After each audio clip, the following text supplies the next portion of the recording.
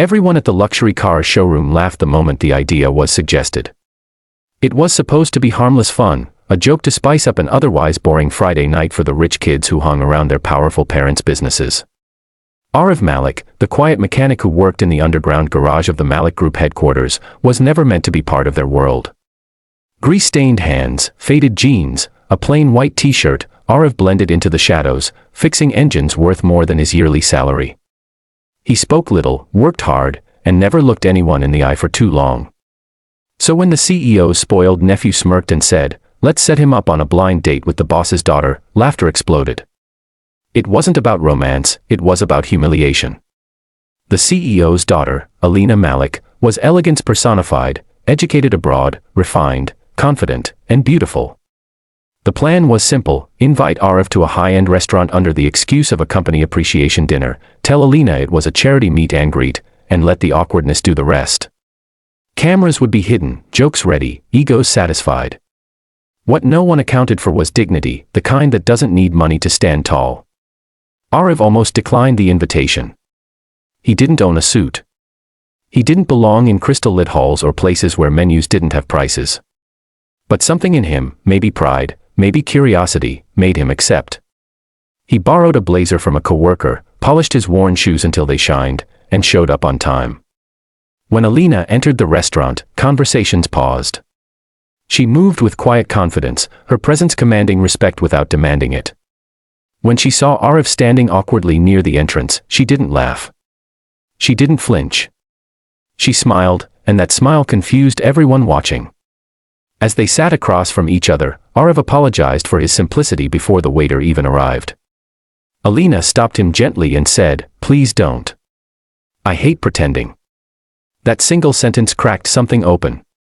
He spoke about engines the way poets speak of love, how every sound tells a story, how machines respond when treated with patience. Alina listened, truly listened, more than anyone had listened to him before. The cameras hidden behind flower vases captured something unexpected: laughter that wasn't forced, silence that wasn't awkward, eye contact that lingered. When Alina admitted she hated corporate parties and felt lonely despite being surrounded by people, Arif didn't pity her, he understood her. He said, "Loneliness doesn't check your bank balance before visiting."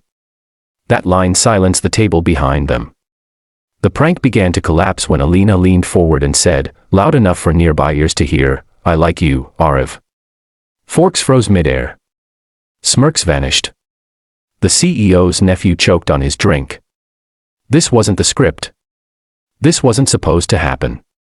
When Alina invited Arif for a walk after dinner instead of dessert, the joke officially died. Outside, under city lights, Arif confessed he was raised in a garage after his father died, that engines were his escape from hunger and grief. Alina told him she was raised in boardrooms after her mother died, surrounded by deals but starved of sincerity. Two different worlds, same emptiness. By the end of the night, Alina knew the truth, that the date was a setup. She confronted her family the next morning, fury calm but sharp.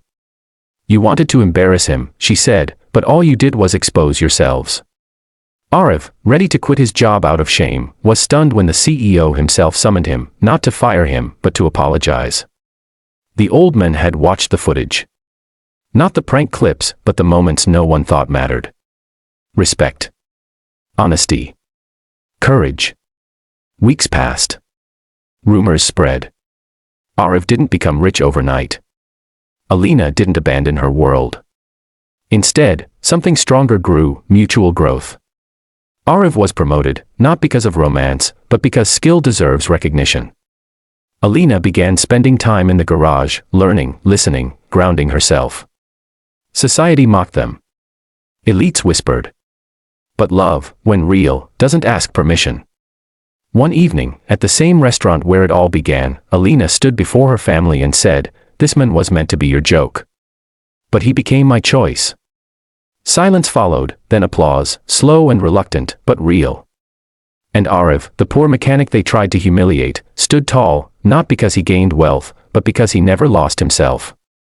If this story moved you, reminded you that dignity, humility, and character matter more than status, then don't forget to subscribe to this channel.